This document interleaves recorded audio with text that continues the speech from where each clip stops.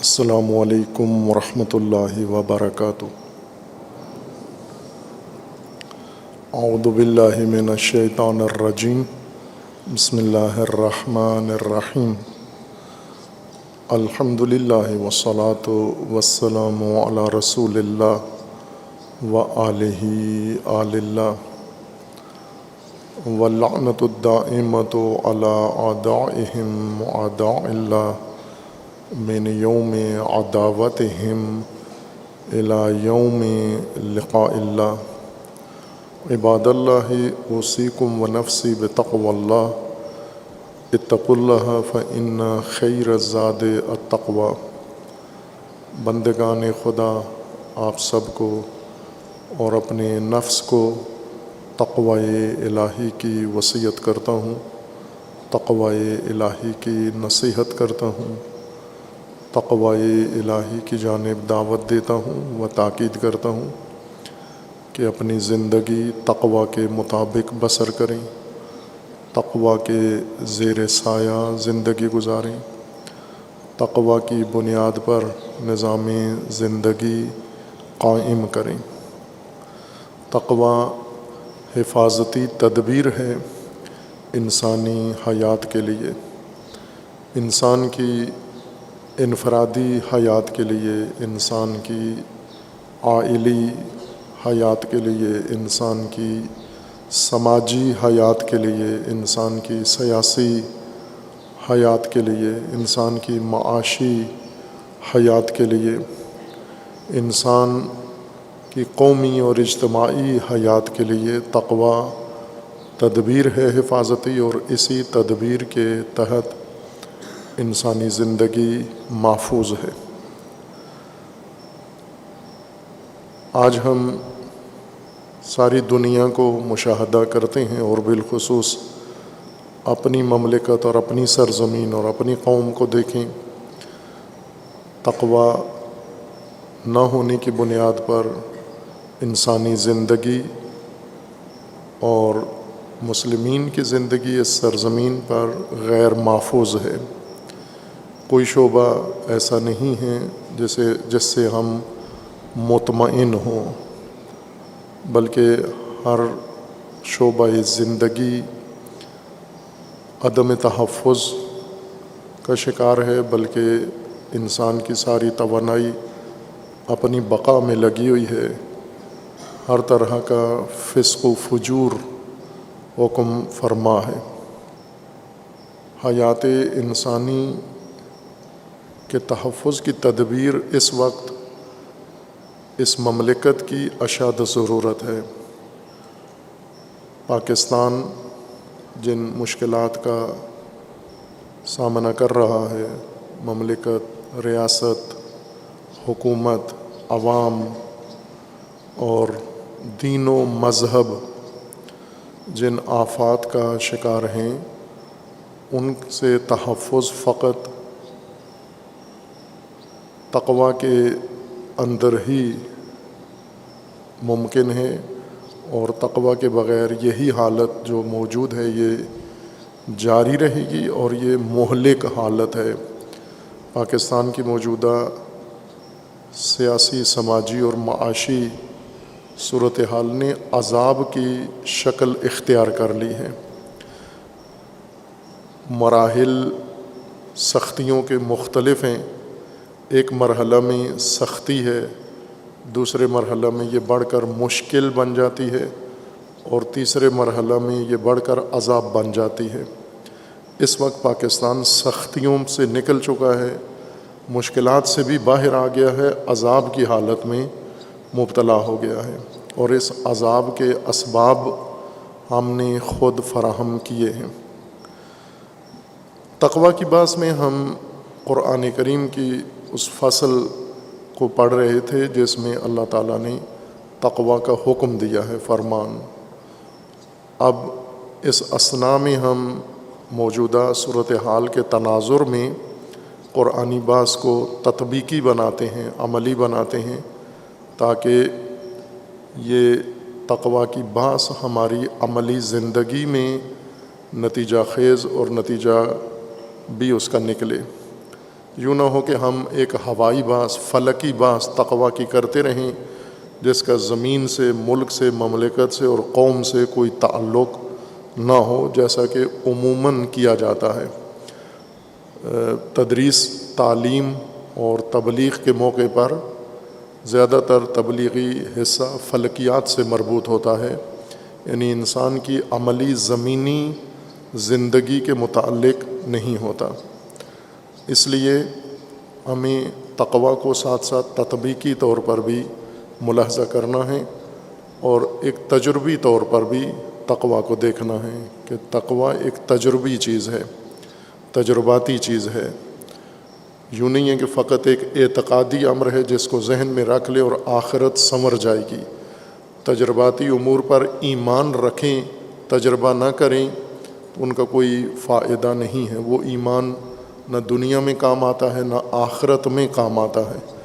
اور اکثر معارف دینی جن پر ہمیں ایمان کی دعوت دی گئی ہے یہ سب تجرباتی ہیں، یہ سب تجربی پہلو بھی رکھتے ہیں، لیکن ہم نے دین کی تفسیر اور دین کی تشریح میں ان کو محض نظریاتی بنا دیا ہے اور تجرباتی حیثیت ان کی ختم ہو گئی ہے۔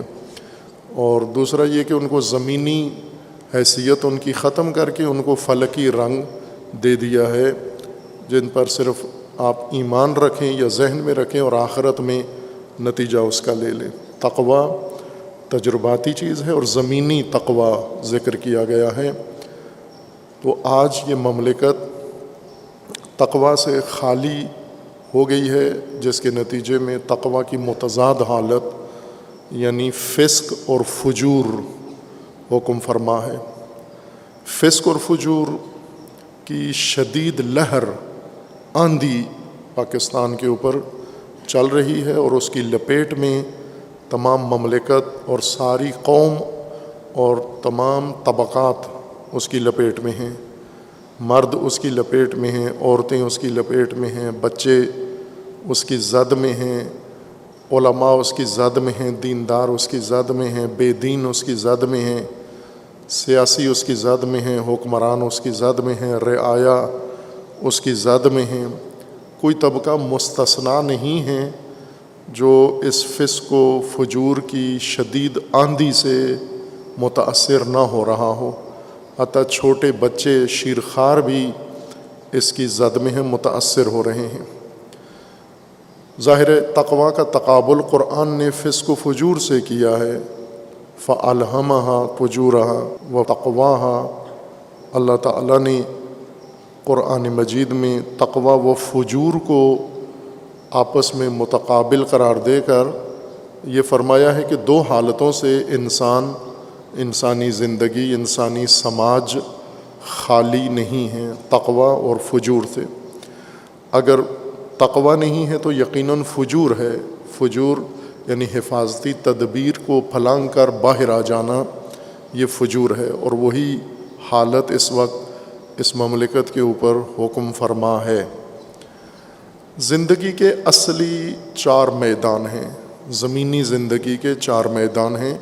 فلکی زندگی کے بہت سارے میدان ہیں اور وہ آپ مطالعہ بھی کرتے ہیں، فراوان کتابیں پڑھتے ہیں، دورے کرتے ہیں، تحقیقات کرتے ہیں، لیکن وہ سب فلکی زندگی سے مربوط ہوتے ہیں، یعنی اسے زمینی زندگی کے لیے ان کی کوئی کارآمد نہیں ہے، ان کا کوئی نتیجہ نہیں ہے۔ وقت پاس کرتے ہیں، لوگوں کو بہلاتے ہیں، تفریح دیتے ہیں، وعدہ فردہ پر ان کو رکھتے ہیں، لیکن آج کی مشکل کا حل نہیں پیش کرتے، جبکہ دین انسان کی موجودہ زمینی زندگی کا حل ہے اور صراط مستقیم اور ہدایت ہے۔ اسی زندگی کی جس میں ہم ابھی جی رہے ہیں اور پچھلی نسلیں یہ زندگی گزار کے اگلے مرحلے میں برزخی زندگی میں پہنچ گئے ہیں، لیکن ہم موجودہ نسل اس وقت زمینی زندگی کا تجربہ کر رہے ہیں۔ لیکن یہ زمینی زندگی اس مملکت کے اندر عذاب کی شکل اختیار کر گئی ہے۔ 4 زندگی کے اصلی شعبے ہیں جن کے اندر ہر انسان ان 4 طرح کی زندگی گزار رہا ہے یا 4 میدانوں میں زندگی گزار رہا ہے، ہر فرد جو بھی ہو۔ عالم ہو غیر عالم ہو، امیر ہو غریب ہو فقیر ہو، وہ سندھی ہو پنجابی ہو بلتی ہو گلگتی ہو بلوچی ہو پشتون ہو، عورت ہو مرد ہو، بچہ ہو چھوٹا ہو بڑا ہو، شیعہ ہو سنی ہو، وہ چار زندگی کے میدانوں میں بیک وقت زندگی گزار رہا ہے۔ ایک بڑا میدان زندگی کا معیشت ہے انسان کی۔ معیشت سے مراد یعنی اسی ظاہری زندگی گزارنے کے وسائل، اسباب، درآمد، یہ کھانا پینا پہننا، لباس، جوتا، گھر، وسائل سفر، یہ ساری معیشت کہلاتی ہے، معاش کہلاتی ہے یہ زندگی۔ اور یہ ایک بڑا میدان ہے اور اصلی میدان ہے۔ اس میدان کے لیے انسان کو اللہ تعالیٰ نے توانائی بھی دی ہے اور رہنمائی بھی کی ہے۔ ہدایت کا بھی بڑا حصہ اسی سے مربوط ہے، معیشت سے مربوط ہے کہ آپ نے اپنی زندگی کے وسائل کیسے حاصل کرنے اور ان کو کیسے استعمال میں لانا ہے، یعنی وسائل زندگی کی پیداوار، وسائل زندگی کا حصول، وسائل زندگی کا استعمال اور وسائل زندگی کے نتیجے میں جو استعمال کے نتائج ہیں اور اہداف ہیں۔ یہ ایک اصلی میدان ہے معیشت انسان کی زندگی کا، اور کوئی فرد ایسا نہیں ہے جو اس میدان سے باہر ہو۔ حتیٰ چھوٹا بچہ جو آج ہی پیدا ہوا ہے، پہلی ضرورت اس کی، ابھی اس کی ضرورت عقیدہ نہیں ہے، دین نہیں ہے، کچھ بھی نہیں ہے، پیدا ہوتے ہی پہلی ضرورت اس کی معیشت ہے، دودھ۔ پہلی ضرورت اس کی ہے حفاظت، پہلی ضرورت اس کی ہے لباس، پہلی ضرورت اس کی ہے اس کی صحت۔ یہ پیدا ہوتے ہی جو ضرورت شروع ہوتی ہے وہ معیشت ہے، معاش کی ضرورت پہلے شروع ہوتی ہے۔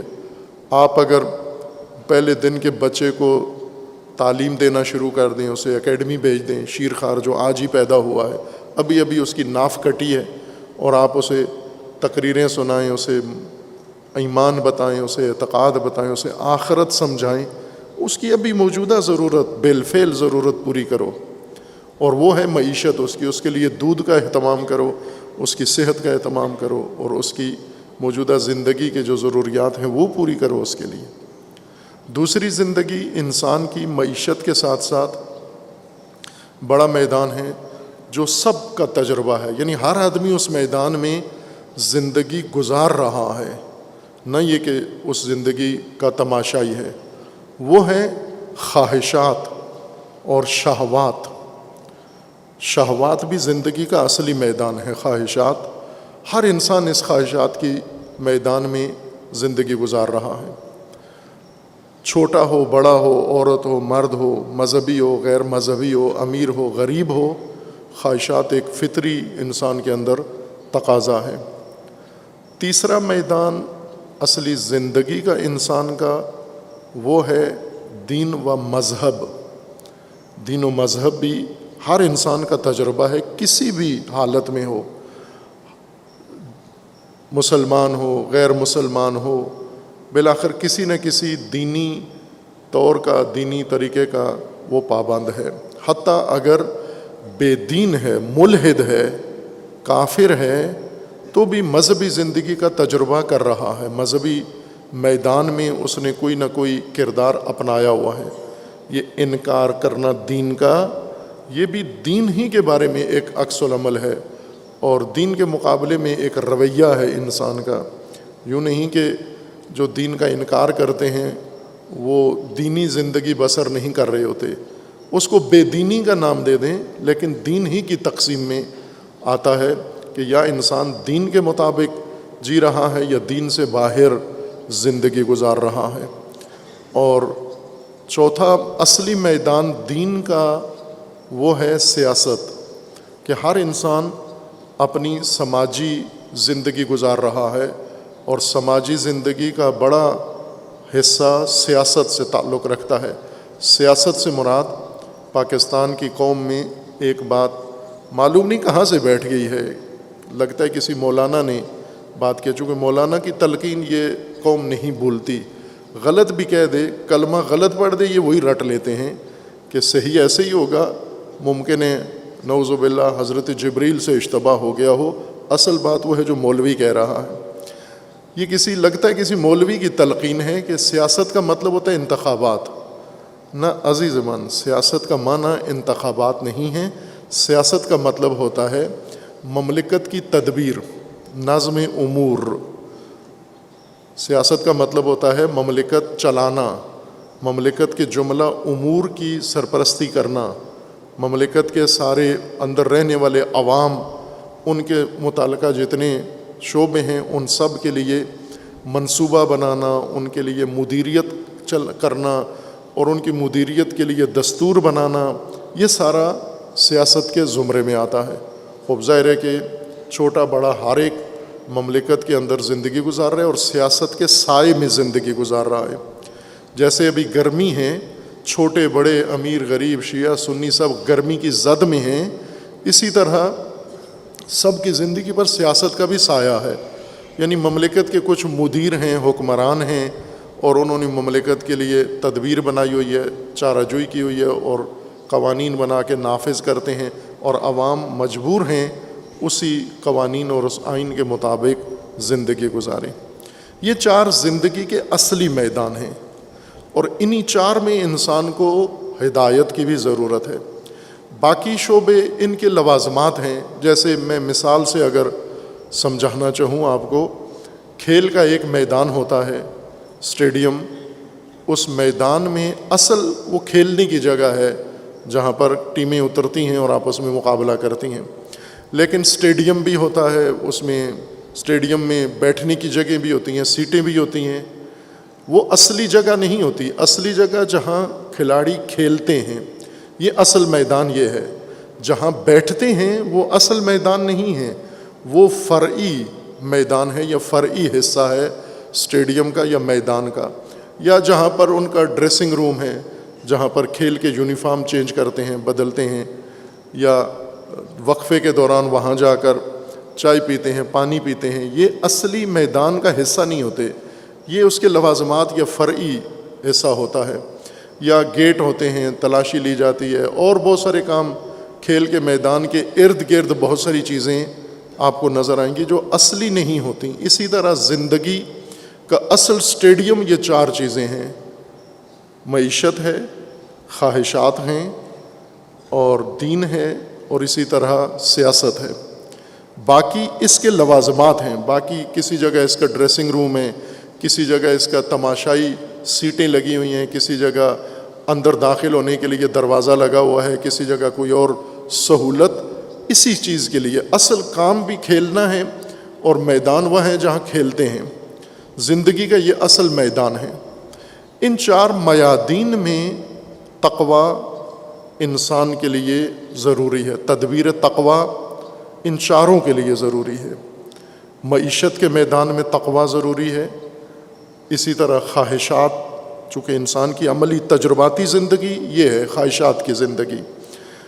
خواہشات سے مجرد کوئی بھی نہیں ہے. وہ انسان ہی نہیں ہے جس میں خواہشات نہ ہوں. وہ انسان نہیں، وہ فرشتہ ہے. وہ زمین پہ اللہ نے بھیجتا ہی نہیں ہے ایسے آدمی کو جس میں خواہشات نہ ہوں. اس کے لیے اس کو ویزا ہی نہیں ملتا زمین کا، انسانیت کا، کہ آپ انسان نہیں بن سکتے کیونکہ آپ خواہشات آپ میں نہیں ہیں. لہذا فرشتے وہ زمین کے باسی باشندے نہیں ہیں، ملکوت کے باشندے ہیں. انسان اگر بنانا ہے تو خواہشات کے ساتھ انسان بنانا ہے. اسی طرح دین ہے، مذہب ہے، ہدایت و منشور، اور سیاسی میدان ہے. یعنی کسی تدبیر، کسی ریاست یا کسی آئین کے تحت انسان نے زندگی گزارنی ہے. جیسا کہ اس مملکت میں رہنے والے ان 4 میدانوں میں بیک وقت موجود ہیں. ابھی ہم مسجد میں آج جمعہ مبارک میں موجود ہیں، حالت عبادت میں ہیں، اور اسی عبادت کے دوران ابھی آپ سیاست کے زیر سایہ بھی ہیں. مدیریت سیاسی مملکت کی آپ اس کے بھی تحت ہیں ابھی. اور ابھی آپ معیشت کے میدان میں بھی، ابھی اسی مسجد میں بیٹھے ہوئے معیشت کے میدان میں بھی ہیں آپ. اور ایسے ہی آپ خواہشات کے میدان میں ہیں اور دیگر جو زندگی کے اصلی میدان ہیں. باقی چیزیں ان کے لوازمات ہیں، اور ان میں تقوی کی، انسان کو تدبیر تقوی کی ضرورت ہے. ہم پاکستان میں 4 شعبوں میں تقوی کے بغیر مملکت چل رہی ہے. تدبیر تقوی کسی شعبے کے اندر موجود نہیں ہے. اس وجہ سے نہیں ہے کہ تدبیر تقوی کی تشریح، تبلیغ، تعلیم جنہوں نے کرنی تھی، یعنی علماء، انہوں نے اپنا عالمانہ فریضہ لازمی نہیں سمجھا اور انہوں نے بھی باقی میدانوں میں دلچسپی لی، بجائے اس کے کہ چاروں میدانوں کے لیے انسانوں کو تربیت کرتے، ان کی پرورش کرتے، ان کے لیے کوئی تدبیر کرتے کہ تقوی، معیشت کا تقوی. علماء کا کام معاش فراہم کرنا نہیں ہے، معاش کے لیے تقوی سمجھانا ہے. عوام کو عملی زندگی میں ان کی خواہشات کی زندگی کو منظم کرنے کے لیے تقوی سمجھانا ہے. سیاست میں سیاستدانوں کو یا سیاسی مدیریت کا تقوی تبیین کرنا ہے. اسی طرح دینی ہدایت کا تقوی انہیں فراہم کرنا ہے. لیکن عوام کو یہ اپنا فریضہ نبھانے کے بجائے کہ ابھی انشاءاللہ میں نہج البلاغہ کی بحث میں دوسرے خطبے میں عرض کروں گا، امیر المومنین علیہ الصلاۃ والسلام اس متعلق کیا فرماتے ہیں، وہاں بات زیادہ کھل جائے گی انشاءاللہ. اب یہ چاروں میدان تقوی سے خالی کیوں ہیں؟ فسق و فجور کی وہ لہر جس کی وجہ سے انسان کی زندگی سے تقوی اٹھ جاتا ہے، آندھی اٹھتی ہے، وہ کون سی چیزیں ہیں؟ اس کی جڑیں بھی اسی شعبے میں ہیں جہاں انسان کی زندگی کا اصلی شعبہ ہے، یعنی خواہشات. خواہشات یہ شہوات بھی کہلاتی ہیں. خواہش ہم عموماً قرآن کریم کی اس اصطلاح کا ترجمہ کرتے ہیں جس میں قرآن میں ہوا کہا گیا ہے. ہوا، من اتبع ہوا ہو، جس نے اپنی خواہش کی پیروی کی. ہوا ہے دو آنکھوں والی واو اور یا کھڑی زبر کے ساتھ ہوا، یہ اس کا مطلب خواہش کرتے ہیں ہم. پہلے بعض تفسیری ابحاث میں اس کے متعلق عرض کیا ہے کہ ہوا کا مطلب ہوتا ہے نیچے گرنا، نیچے کی طرف جانا، پستی کی طرف جانا. اترائی کو کہتے ہیں ہوا. جو چیز اوپر سے نیچے کی طرف جا رہی ہو، یہ حالت ہووی ہے، یہ ہوا ہے. اور ہر وہ چیز جو انسان کو نیچے لے جائے اس کو ہوا کہتے ہیں قرآن کریم کی اصطلاح میں. اور عربی زبان میں نیچے لے جانے والی سیڑھی، نیچے لے جانے والا راستہ، نیچے لے جانے والا ذریعہ، یہ ہوا ہے یہ انسان کے لیے. خواہشات کو، شہوات کو ہوا اس لیے کہا گیا ہے کہ انسانیت کی گراوٹ انہی کی وجہ سے ہوتی ہے. جب یہ شہوت انسان کے اندر جنم لیتی ہے تو انسان پستی کی طرف جانا شروع ہو جاتا ہے. ان کی مختلف اقسام ہیں. ان اقسام میں جو سب سے شدید قسم ذکر کی گئی ہے کہ اگر وہ شہوت بن جائے، یہ ہوا، یہ خواہش شہوت کی شکل اختیار کر لے اور پھر وہ شہوت آندھی بن جائے، اس کی لپیٹ میں انسانی زندگی کے چاروں اصلی میدان آ جاتے ہیں. معیشت اس کا شکار ہو جاتی ہے، خواہشات اس کا شکار ہیں، دین بھی اس کا شکار ہو جاتا ہے اور سیاست بھی اس کا شکار ہو جاتی ہے. ان میں متعدد چیزیں ہیں لیکن دین میں ہماری ہدایت کے لیے ان کی درجہ بندی کی گئی ہے. خواہشات کی یا شہوات کی درجہ بندی کی گئی ہے. کچھ خواہشات ایسی ہیں جو انسان کی زندگی کے ایک حصے کو تباہ کر دیتی ہیں، برباد کر دیتی ہیں. کچھ شہوات، خواہشات ایسی ہیں جو اس سے بڑے سطح پر تباہی مچاتی ہیں. کچھ آندیاں شہوات کی ایسی ہیں جو مکمل تباہی پھیلا دیتی ہیں. چونکہ ہم مذہبی لوگ ہیں، الحمدللہ دین کے ماننے والے پیروکار ہیں اور دین کی تعلیمات کو زندگی کے عملی میدان کے لیے ہم اختیار کریں تو دیندار ہیں.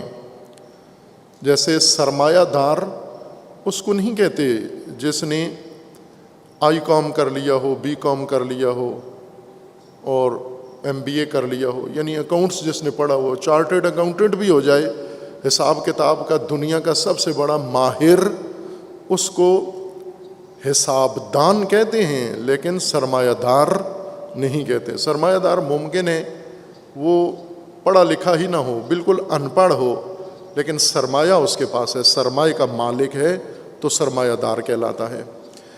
دیندار اس کو نہیں کہتے جس نے دین میں ڈگری لے لی ہے، دین میں ICOM کر لیا ہے، دین میں BCom کر لیا ہے، دین میں MCom کر لیا ہے، دین میں کوئی چارٹرڈ ڈگری اس نے لے لی ہے، یہ دیندار نہیں ہے، دیندان ہے، دین جانتا ہے، دیندان ہے۔ دیندار اس وقت ہوگا جب دین آئے گا اس کے پاس، دین ہوگا اس کے زندگی کے اندر، پھر دیندار کہلایا جائے گا۔ دیندان بہت سارے ہیں جن کو دینی معلومات ہیں، جو دین پڑھے ہوئے ہیں، جو دینی ڈگریاں لی ہوئی ہیں، جو دینی سندیں رکھتے ہیں، یہ دیندان ہیں سارے، دیندار نہیں ہیں۔ دیندار جو دین پر عمل پیرا ہیں، جن کی زندگی میں دین باقاعدہ منشور کے طور پر موجود ہے۔ خوب، اب قرآن آپ کو، اہل پاکستان کو موجودہ حالات میں رہنمائی کر رہا ہے کہ آپ نے آنکھیں کھولنی ہیں، اور اگر بچنا چاہتے ہو اس آندھی سے تو پہلے یہ بصیرت اپنے اندر پیدا کرو۔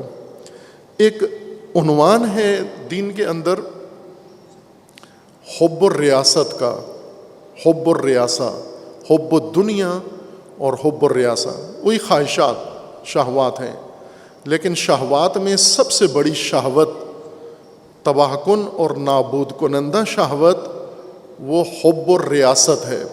ریاست اردو میں ہم مملکت کے معنی میں لیتے ہیں، سرزمین، ملک، یہ ریاست کا اردو معنی ہے۔ ریاست عربی لفظ ہے، اردو لفظ نہیں ہے۔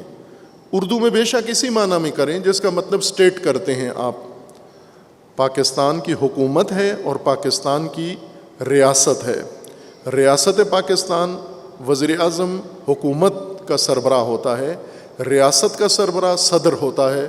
ریاست کے جو ارکان ہیں، ریاست میں جتنی پاکستان کی بنیادی اثاثے ہیں یہ ریاست ہیں، پاکستان کی جتنی فورسز ہیں یہ ریاست ہیں، پاکستان کا آئین ریاست ہے، پاکستان کے عوام ریاست ہیں، پاکستان کا جغرافیہ ریاست ہے، پاکستان کے ذخائر ریاست ہیں۔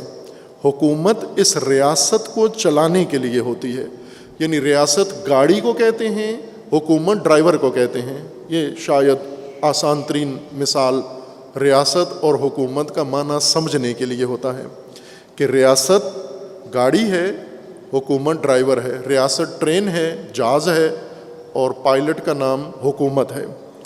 اس لیے ریاست بدلتی نہیں ہے، حکومتیں بدلتی رہتی ہیں اور ریاست کے امور چلاتی ہیں۔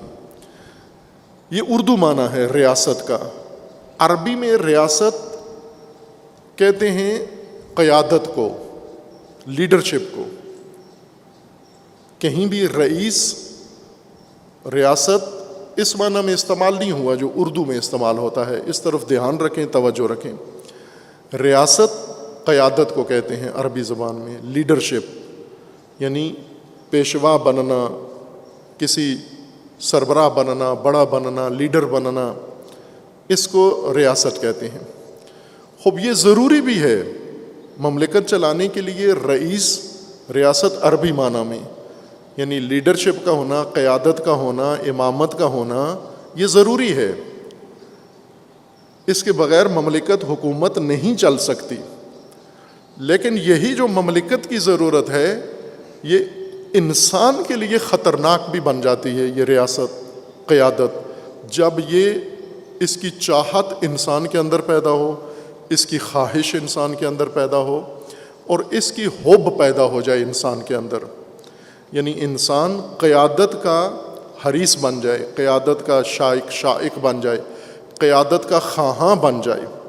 مملکت کو قیادت چاہیے، مملکت ہر وقت طلب کرے گی کہ اس کو اہل قیادت نصیب ہو، لیکن یہی مملکت کا تقاضا اگر انسان کے اندر پیدا ہو گیا، یہ خطرناک انسان ہے۔ اب ہم دین سے پوچھیں، اپنی عقلیں دوڑاتے رہیں بے شک، چونکہ انتھک گھوڑے ہمارے اپنے اذہان ہیں جو تھکتے بھی نہیں ہیں، خیالات کے گھوڑے، خیال یہ گھوڑے کا ایک نام خیل بھی ہے. خیل گھوڑے کو اسی وجہ سے کہتے ہیں کہ خیال کی طرح دوڑتا ہے. خیال تیز ترین چیز انسان کے زندگی میں خیال ہے. خیال اتنی تیزی سے دوڑتا ہے، ابھی آپ اس کو دوڑائیں تو افلاک طے کر کے عرش پہ جا پہنچے گا، اتنا تیز ہے. اس کو کسی راکٹ کی بھی ضرورت نہیں ہے. تیز رفتار گھوڑوں کو خیل کہتے ہیں. خیال کے گھوڑے ہم دوڑاتے ہیں اور دن رات دوڑاتے ہیں، صبح و شام دوڑاتے ہیں، مختلف ناموں سے دوڑاتے ہیں.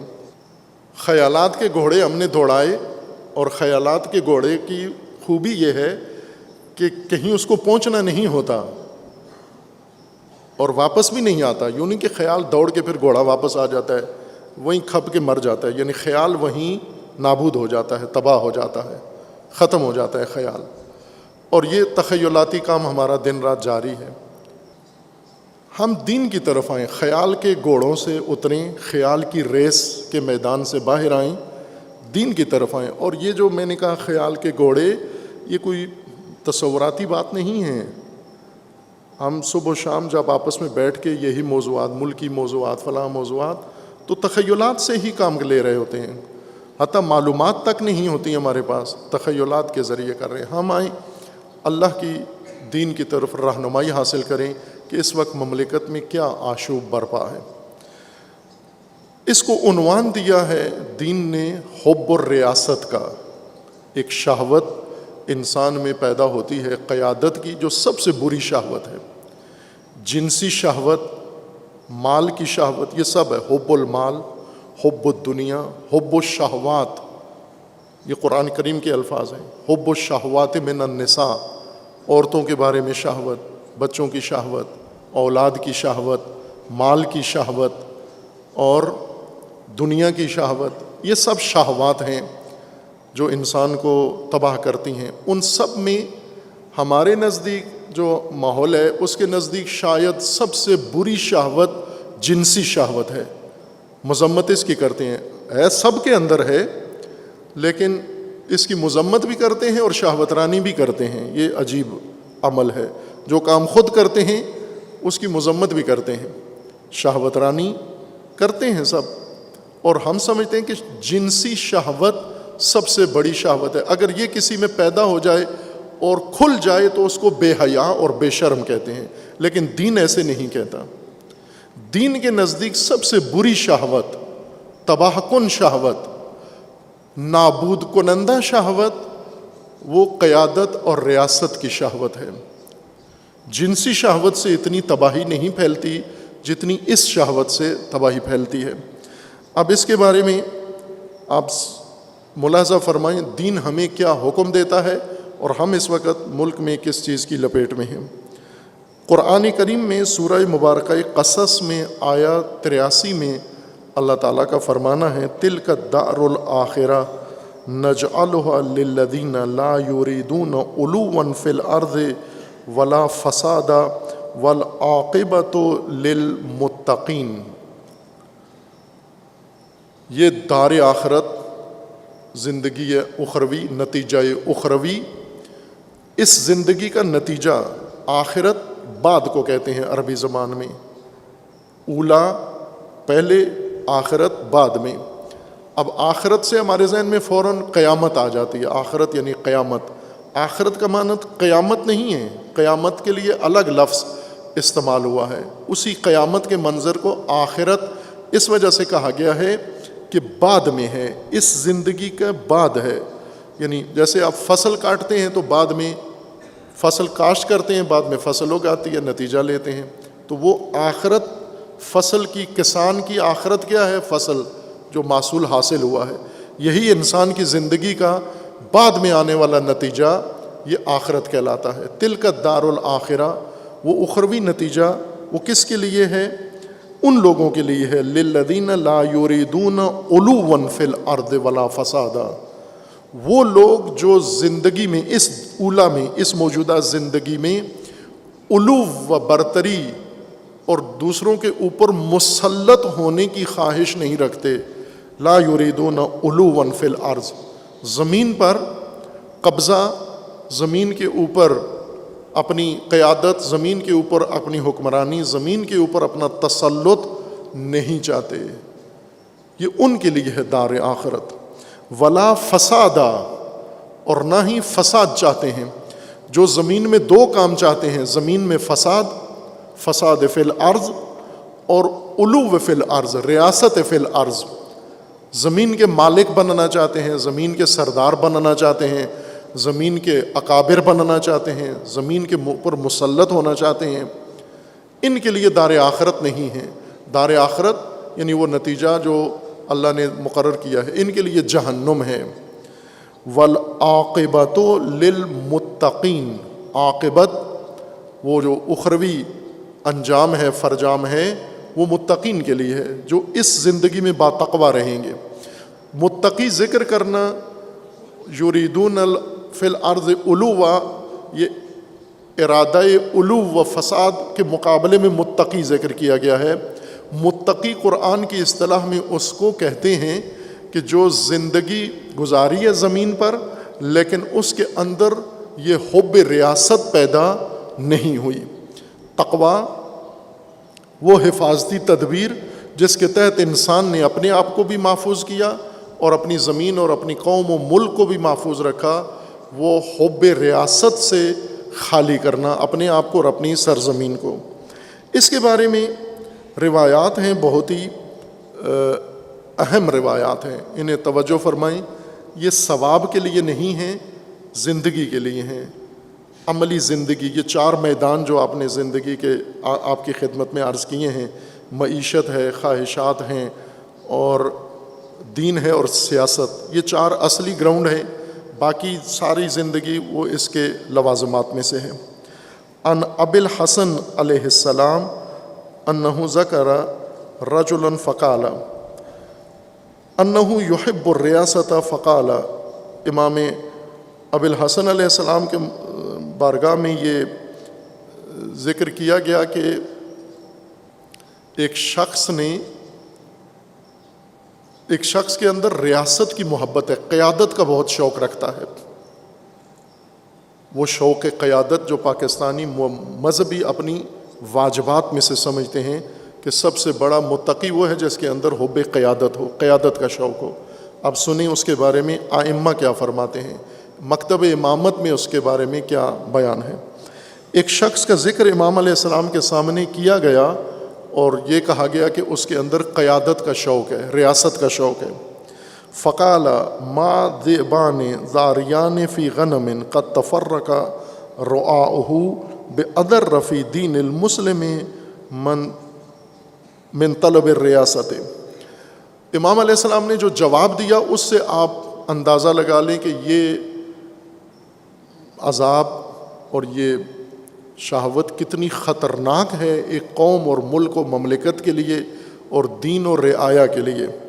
امام فرماتے ہیں کہ اگر ایک بیڑوں کا، بکریوں کا ریوڑ ہو اور اس ریوڑ میں اس کا کوئی چرواہا بھی نہ ہو اور اس چرواہے کے بغیر ریوڑ پر بھیڑیا حملہ کر دے، درندہ بھیڑیا ایک بے دفاع بے حفاظت ریوڑ پر، بکریوں کے ریوڑ پر، بیڑوں پر حملہ کر دے، بھیڑیا درندہ یا بیڑیوں کا پورا ریوڑ بکریوں کے ریوڑ پر حملہ کر دے، وہ اتنا نقصان دہ نہیں ہیں مسلمان کے دین کے لیے، فی دین المسلم من طلب الریاست، جتنا قیادت کا شوق، قیادت کی طلب، قیادت کی محبت اور قیادت کی شہوت جتنا دین مسلم کو تباہ کرتی ہے، اتنا وہ درندہ بھیڑیا یا درندہ بھیڑیوں کا وہ ریوڑ بے دفاع بکریوں پر حملہ ہو جائے کر دے، اتنا نقصان وہ بھیڑیے نہیں کرتے جتنا یہ قیادت کا شائق، قیادت کا خواہش مند انسان دین مسلم کو نقصان پہنچاتا ہے. یعنی اس کو آسان ترجمہ کریں، اقتدار پرست، قیادت پرست، قیادت کا خواہاں، جو قیادت کو اپنا ایک پیدائشی حق سمجھتا ہے. اندر ٹٹولیں شاید ہمارے اندر بھی موجود ہو، شاید کیا بلکہ ہے جہاں پر بھی، یہ میں مثال دے دیتا ہوں، ہم یہاں کمیٹیاں بناتے ہیں طلاب کی انتظامی امور کے لیے. ان انتظامی امور میں مختلف کمیٹیاں ہیں، کوئی کتنی ہیں 18 یا 22 کمیٹیاں کے تقریباً ہیں، اور یہ اکثر نظم جامعہ جو ہے وہ طلباء کے ذریعے سے ہی قائم رہتا ہے. یہ خود سنبھالتے ہیں اپنے انتظامی امور، باقی وہ ان پر نظارت کرتے ہیں. ان کمیٹیوں میں چند کمیٹیاں ایسی ہیں جن میں جیسے صفائی، اس کمیٹی کے لیے عموماً کوئی طالب علم نہ رکن بننے کے لیے تیار ہوتا ہے نہ اس کا مسئول بننے کے لیے تیار ہوتا ہے. ابھی بھی آپ تجربہ کر لیں، آج جمعے کے دن اعلان کریں صفائی کمیٹی میں کون آئے گا، ایک بھی کھڑا نہیں ہوگا. اور کچھ کمیٹیاں ایسی ہیں جن میں سب تیار ہو جاتے ہیں، سارے کھڑے ہو جاتے ہیں کہ اس کمیٹی کا مسئول ہمیں بنا دیں آپ. جیسے ہاسٹل کمیٹی ہے جس نے ہاسٹل کا نظم و نسق سنبھالنا ہوتا ہے، یا شعبہ نظم ہے. خوب ایک دفعہ ایسا ہی ہوا، میں نے بچوں سے پوچھا کہ صفائی کی کمیٹی میں کون آئے گا، کوئی بھی کھڑا نہیں ہوا. پھر پوچھا ہاسٹل کمیٹی میں کون آئے گا، تو آدھی جمعیت کھڑی ہو گئی.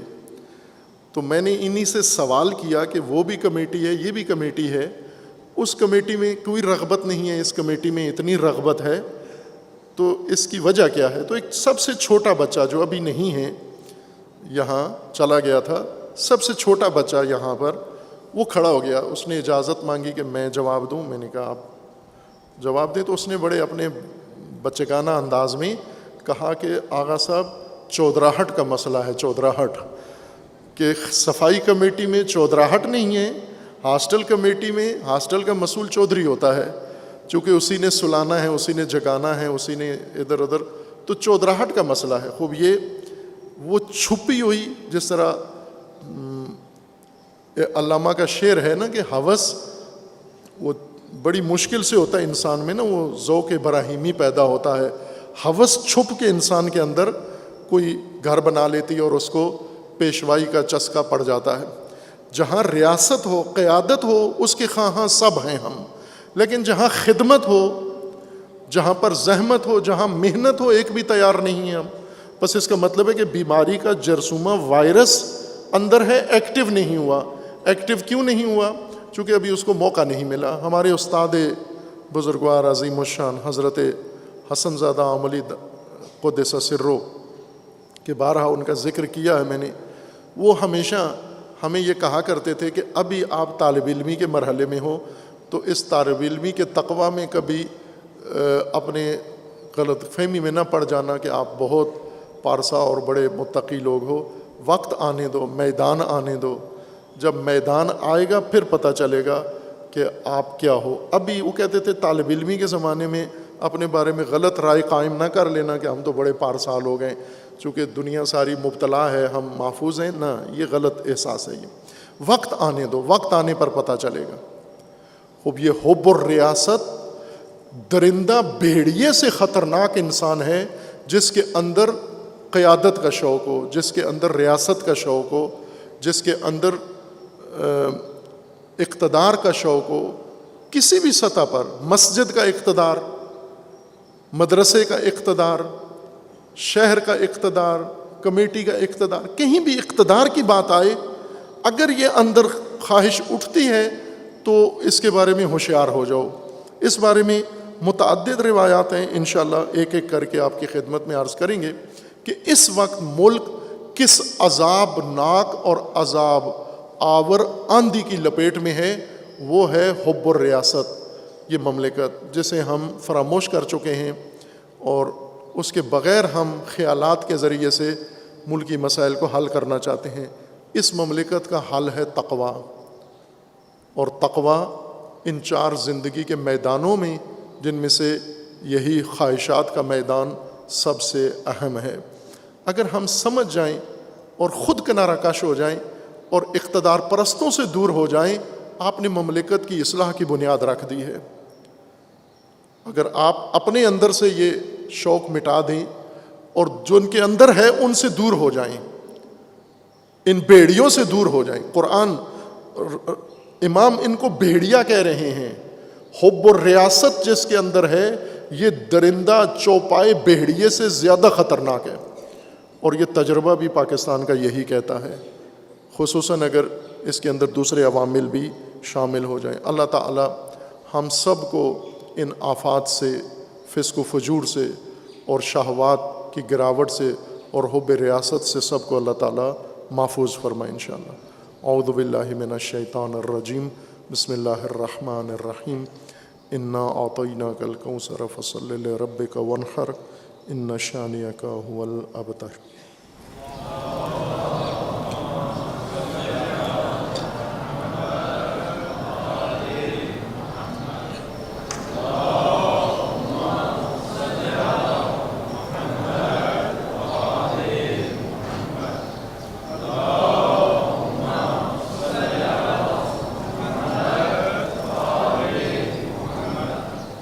اعوذ باللہ من الشیطان الرجیم، بسم اللہ الرحمن الرحیم۔ الحمد للہ والصلاة والسلام علی رسول اللہ وآلہ اہل اللہ،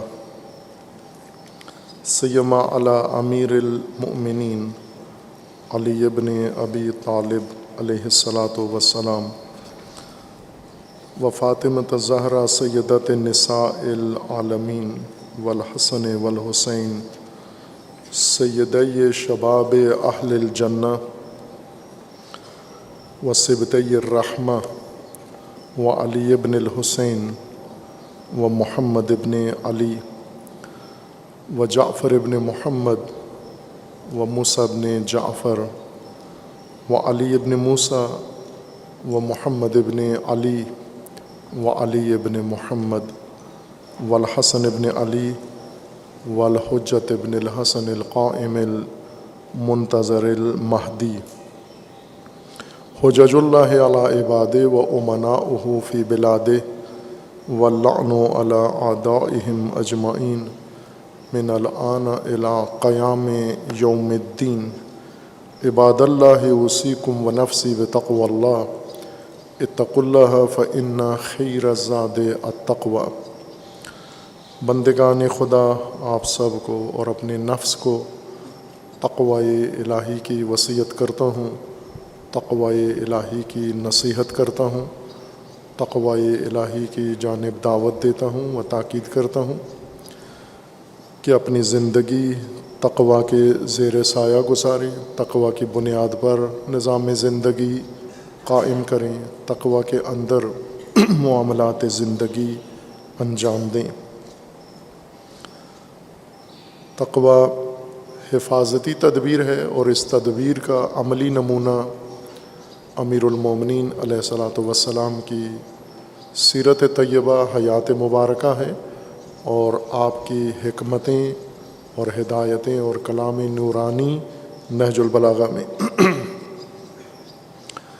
حکمت 105 میں امیر المومنین علیہ الصلاۃ والسلام نے ایک نہایت خوبصورت ضابطہ تقوی کے لیے ذکر فرمایا ہے، اور تقوی کے ارکان اس کے اندر بیان فرمائے ہیں۔ اس ضابطے کے مطابق امیر المومنین علیہ الصلاۃ والسلام فرماتے ہیں، ان اللہ افترض علیکم فرائض فلا تضیعوها وحد لکم حدودا فلا تعتدوها ونہاکم عن اشیاء فلا تنتہکوها وسکت لکم عن اشیاء ولم یدعها نسیانا فلا تتکلفوها۔ 4 چیزیں امیر المومنین علیہ السلام نے اس حکمت نورانی میں بیان فرمائی ہیں کہ اگر یہ 4 چیزیں اپنا لیں آپ اور ہم سب، نظام تقوی ان 4 ارکان پر قائم ہو جاتا ہے جن پر امیر المومنین خود کاربند تھے، پابند تھے ان 4 چیزوں کے۔ پہلا مطلب یہ ہے کہ ان اللہ افترض علیکم فرائض، اللہ تعالیٰ نے تمہارے لیے کچھ فرائض مقرر کیے ہیں، فرض قرار دیے ہیں، لازم قرار دیے ہیں۔ فرض اس عمل کو کہتے ہیں جسے ہر صورت میں آپ نے بجا لانا ہے، اس میں ترک کی گنجائش نہیں ہے، اور اس عمل کو لازم قرار دیا ہے جو انسان کے لیے بہت ضروری ہے. چونکہ یہ بات پہلے بھی اشارہ کی ہے اور انشاءاللہ کسی اور فرصت میں اس کو تفصیل سے بیان کریں گے کہ جتنے بھی احکام اللہ تعالیٰ نے مقرر فرمائے ہیں ان احکام کو کسی ہدف، کسی مصلحت اور کسی غرض و غایت کے لیے اللہ تعالیٰ نے مقرر فرمایا ہے. یہ بات علماء میں قدیم سے جاری ہے کہ آیا احکام کے اغراض و مصالح ہیں یا نہیں ہیں. بعض طبقہ علماء کا یہ کہنا تھا کہ نہیں ہے، اللہ تعالیٰ کی مرضی ہے، مشیت ہے. کوئی بھی حکم خدا لازم قرار دے تو آپ یہ نہ کہو کہ یہ کسی فائدے، کسی غرض، کسی غایت اور کسی مقصد کے لیے لازم قرار دیا ہے. ممکن ہے کوئی غرض، کوئی فائدہ نہ ہو، اگر ہے بھی تو اس فائدے کے لیے یہ حکم لازم نہیں ہوا، بلکہ یہ حکم اللہ نے اپنی مرضی سے لازم قرار دیا ہے. اللہ کی مرضی ہے، جس چیز کو انسان کے لیے لازم قرار دے، جس چیز کو نہ قرار دے. ممکن ہے بہت ہی مفید چیز ہو، اللہ اسے لازم نہ قرار دے، بہت ہی ضروری چیز ہو، اور ممکن ہے بالکل ہی غیر ضروری چیز ہو اور اللہ تعالیٰ اس کو انسان کے لیے لازم قرار دے. یہ ایک طبقہ تھا جنہیں علماء اشاعرہ کہا جاتا تھا، اور کچھ ان کے ہم فکر دوسرے مذاہب میں بھی موجود تھے. اس کے مقابلے میں جو دوسرے علماء ہیں جن میں بالخصوص امامیہ، شیعہ علماء، فقہا، اور ان کے ہم فکر ہیں معتزلہ اہل سنت میں، ان کا یہ کہنا ہے کہ نہ، احکام کے اغراض ہیں، حکمتیں ہیں، مقاصد ہیں، اور ان کے حصول کے لیے اللہ تعالیٰ نے یہ احکام مقرر کیے ہیں. کسی نقصان سے بچنے کے لیے کسی عمل کو اللہ نے حرام قرار دیا ہے، کسی شے کو کسی فائدے کے حصول کے لیے اسے واجب قرار دیا ہے، لازمی قرار دیا ہے. خوب درست بات یہی ہے. قرآن کریم کے آیات بھی اسی بات پر دلیل ہیں. روایات کے اندر مسلم و مستند روایات میں یہی مطلب ہے. عقل بھی اسی بات کو قبول کرتی ہے کہ احکام کے اندر کوئی حکمت ہے اور غرض غایت ہے جس کے حصول کے لیے یہ کام کیا گیا ہے. فریضہ اس حکم کو کہا جاتا ہے جس کا متعلق، یعنی جس شے کو واجب قرار دیا فرض، اس میں ایک بہت ہی اہم مصلحت اور فائدہ انسان کے لیے موجود ہے جس کا حصول انسان کے لیے لازمی ہے. اسی وجہ سے اس کا حکم بھی واجب یا فریضہ قرار دیا گیا ہے. اب ان فرائض میں عبادات بھی ہیں، اور ان فرائض میں عبادات کے علاوہ باقی بھی فرائض ہیں جن کا حکم عبادت والا نہیں ہے، یعنی جنہیں آپ نے قربتاً اللہ بجا نہیں لانا لیکن حتماً بجا لانا ہے. اگر وہ ترک ہوئے وہ فرائض تو ان کا بھی انسان کو ضرر ہے اور نقصان ہے، اور شدید نقصان ہے. اللہ نے فرائض تمہارے لیے مقرر کیے ہیں، انہیں ضائع مت کرو. وَحَدَّ لَكُمْ حُدُودًا فَلَا تَعْتَدُوهَا، اور اللہ نے تمہارے لیے حدود مقرر کی ہیں، ان سے تجاوز نہ کرو. حدود کو پھلانگو مت، تعدی نہ کرو. اور اللہ تعالیٰ نے تمہارے لیے نہی کی ہے، وَنَهَاكُمْ عَنْ أَشْيَاءَ، بہت ساری چیزوں کو اللہ تعالیٰ نے تمہارے لیے نہی کیا ہے، منہی عن قرار دی ہیں. فَلَا تَنْتَهِكُوهَا، ان کی ہتک نہ کرو، ان نواہی کی اور ان منہیات کی ہتک نہ کرو. وَسَكَتَ لَكُمْ عَنْ أَشْيَاءَ وَلَمْ يَدَعْهَا نِسْيَانًا فَلَا تَتَكَلَّفُوهَا، اور کچھ چیزیں اللہ تعالیٰ نے نہیں بیان کی، کچھ چیزوں کے بارے میں سکوت اختیار کیا، کلام خدا میں کچھ بھی نہیں فرمایا. اور یہ اس وجہ سے نہیں تھا کہ معاذ اللہ پر فراموشی طاری ہو گئی، نعوذ باللہ، نہ، فراموشی کی وجہ سے وہ چیزیں نہیں ترک کر دیں، بلکہ اس لیے کہ ضروری نہیں تھیں آپ کے لیے. ان میں تکلف مت کرو، آپ اپنے آپ کو ان کی وضاحت اور ان کی تبیین کے لیے زحمت میں مت ڈالو. جس کو اللہ نے چھوڑ دیا تم بھی چھوڑ دو. 4 چیزیں اللہ نے تمہارے لیے مقرر کی ہیں. ایک فرائض ہیں، دوسرا حدود ہیں، تیسرا نواہی ہیں، اور چوتھا سکوت ہے۔ سکوت یعنی خاموشی، کچھ امور کے بارے میں خاموشی ہے۔ ان 4 الہی امور کے متعلق آپ کیا کرو؟ فرائض کو ضائع مت کرو، حدود کو تجاوز مت کرو، پھلانگو مت، توڑو مت، نواہی کی ہتک مت کرو، بے حرمتی نہ کرو، اور جن چیزوں کے بارے میں خاموشی اختیار کی گئی ہے اس میں تکلف مت کرو۔ ان امور کے بارے میں اپنے آپ کو تکلف میں مت ڈالو۔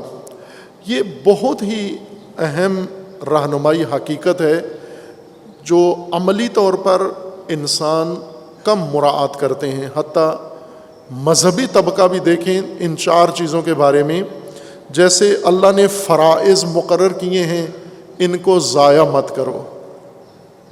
فرائض، ہمارے پاس پوری فہرست بھی نہیں ہوتی فرائض کی، جبکہ ہمیشہ آپ کے موبائل میں سب سے اہم ترین موضوع یہی ہونا چاہیے کہ اللہ کی طرف سے میرے اوپر عائد فرائض کتنے ہیں اور کیا ہیں اور کس کس بارے میں ہیں، یہ ہمارے پاس ہونا چاہیے۔ چونکہ آج کل موبائل ہی حافظے کا کام دیتا ہے، تو اس کے اندر جو چیز ہوتی ہے انسان دیکھتا رہتا ہے، مشاہدہ کرتا ہے، اس میں الا بلا اور بہت ہے۔ ایک یہ چیز اس میں ڈالیں آپ کہ کتنے فرائض ہیں ہمارے اوپر۔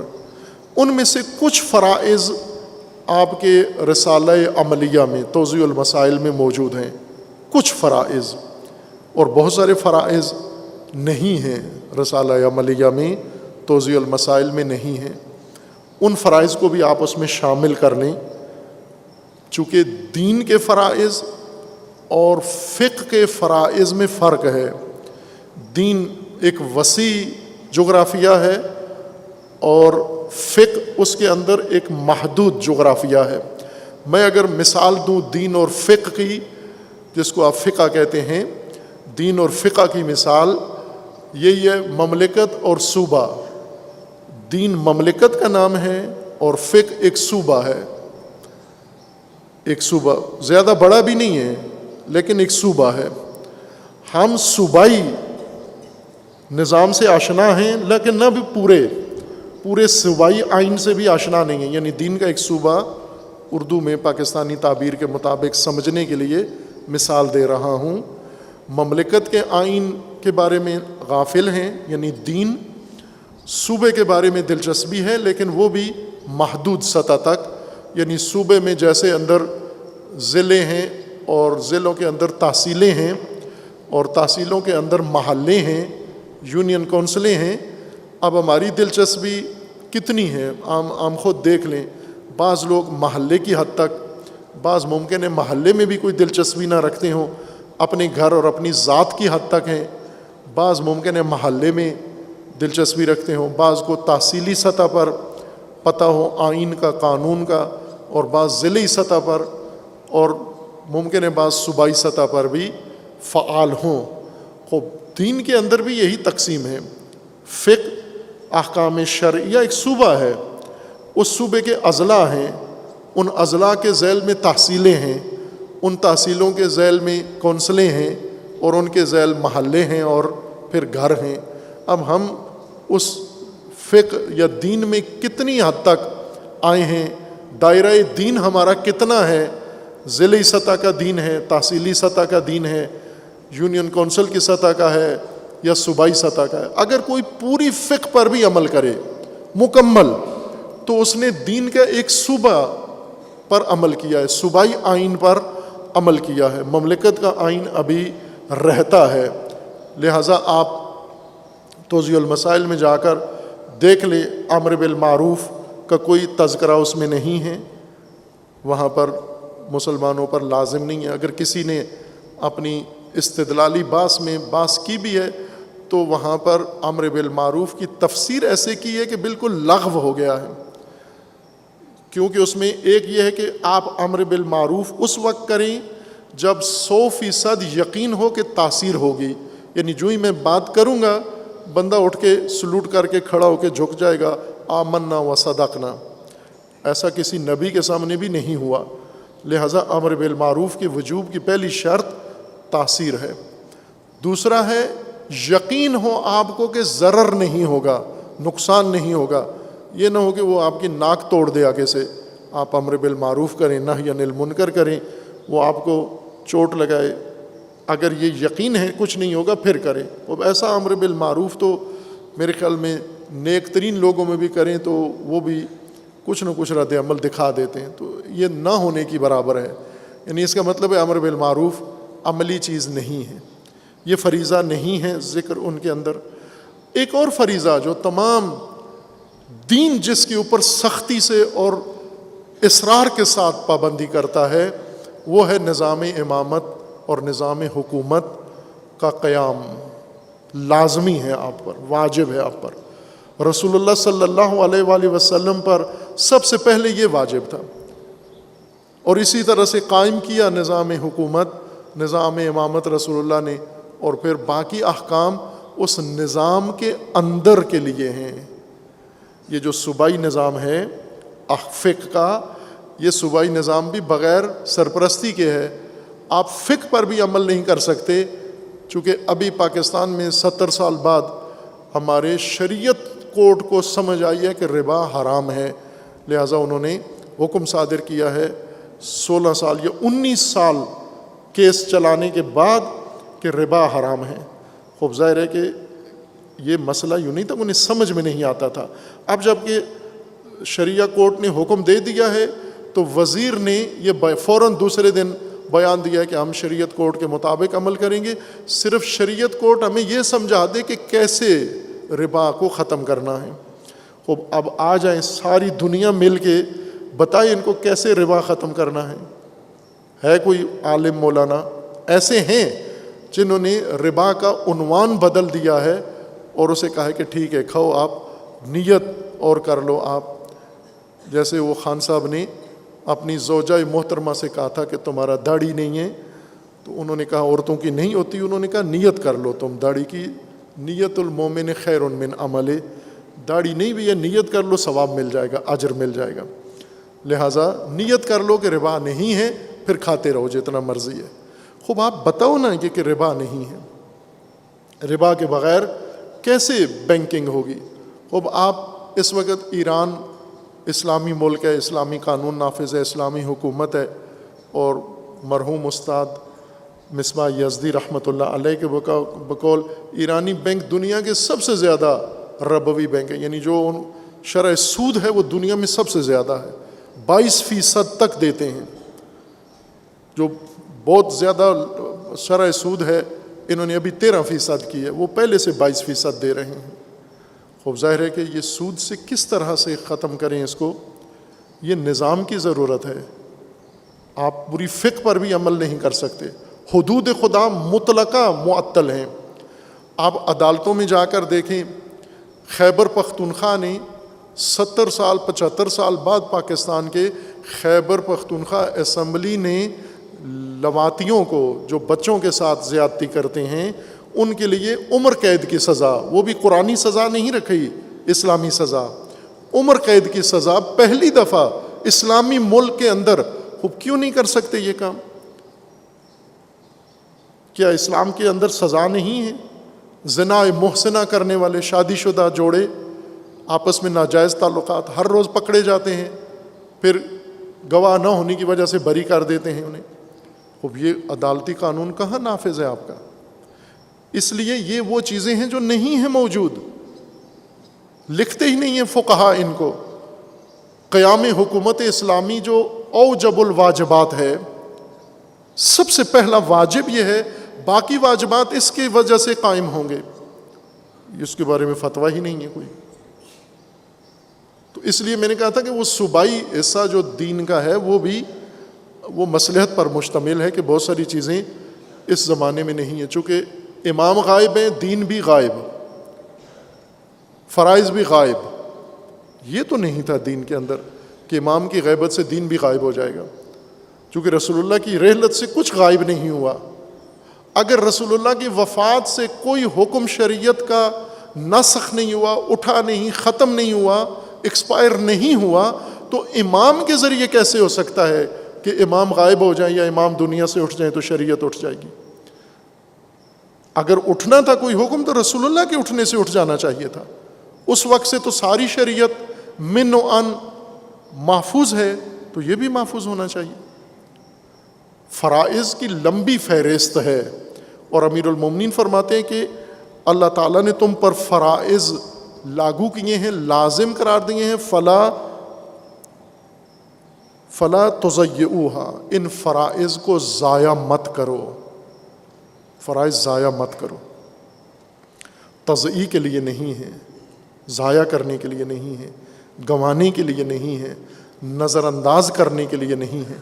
فریضہ کسی مصلحت, کسی اہم غرض اور فائدے کے لیے لازم کیا جاتا ہے. جب فریضہ چھوڑتے ہو, اصل میں آپ نے فریضہ ترک نہیں کیا, اصل میں آپ نے اپنی ہدایت کا بہت بڑا ایک ذریعہ بند کر دیا, ختم کر دیا. اپنی نجات اور اپنی عاقبت کا ایک دروازہ بند کر دیا آپ نے فریضہ ترک کر کے. آپ نے فرائض کے ترک پر کسی کی حوصلہ افزائی نہ کرو. فرائض امیر المومنین کا یہ مکتب, امیر المومنین کا یہ دین ہے.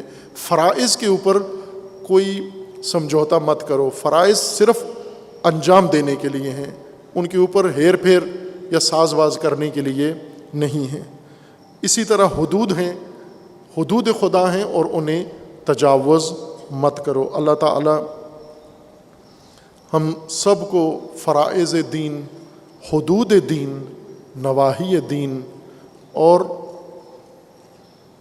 وہ مسکوت امور دین کے سمجھنے کی توفیق عطا فرمائے, ان کی صحیح فہم عطا فرمائے, ان کے حق بجا لانے کی توفیق عطا فرمائے, فرائض کو قائم کرنے کی اللہ توفیق عطا فرمائے, حدود کو مراد کرنے کی اللہ تعالیٰ توفیق عطا فرمائے انشاءاللہ. دعا ہے پروردگار کی بارگاہ میں, پروردگارہ اس مملکت پاکستان کی حفاظت فرما, اس ملت پاکستان کو بیداری و شعور عطا فرما. ملت کے ساتھ, ملک کے ساتھ, اس مملکت کے ساتھ خیانت کرنے والوں کو اگر قابل ہدایت نہیں ہیں ان کا خاتمہ فرما, اور یہ عذاب جو ان سب نے مل کر ملت کے اوپر نازل کر رکھا ہے پروردگارہ, اس عذاب سے اس قوم کو نجات عطا فرما. تمام مظلوم امتیں جو زیر ستم ہیں, مظلومین کشمیر, مظلومین یمن, مظلومین فلسطین, افغانستان, پروردگارہ ان سب کو ظلم و ستم سے نجات عطا فرما. خدا بندہ پاکستان کے اوپر ان حکمرانوں کی وجہ سے, نالائق حکمرانوں کی وجہ سے, نااہل حکمرانوں کی وجہ سے زندگی عذاب بن گئی ہے. خدا بندہ اس عذاب کے ساتھ ساتھ طبعی آفات بھی پاکستان ان کے لپیٹ میں ہے. بارش نہیں ہو رہی ہے, خشک سالی ہے, اور جس کے نتائج تباہ کن ہیں. خدا بندہ اس سرزمین پر اور تمام دیگر سرزمینوں پر جہاں جہاں انسان بستے ہیں پروردگارہ باران رحمت نازل فرما. خدا بندہ تمام زمین کو اپنی باران رحمت کے ذریعے سے سرسبز و زرخیز بنا. خدا بندہ اس مملکت پاکستان کے اندر جو لوگ فتنہ, فساد اور شر پھیلا رہے ہیں ان کو ان کے حامیوں اور بانیوں سمیت رسوا فرما. اپنے ولی حق ولی اللہ العظم اجل اللہ تعالی فرج و شریف کا جلد از جلد ظہور فرما. ہمیں حضرت کے اعوان و انصار میں سے ہونے کی توفیق عنایت فرما. اعوذ باللہ من الشیطان الرجیم, بسم اللہ الرحمن الرحیم. قل هو اللہ احد اللہ الصمد لم یلد ولم یولد ولم یکن لہ کفوا احد.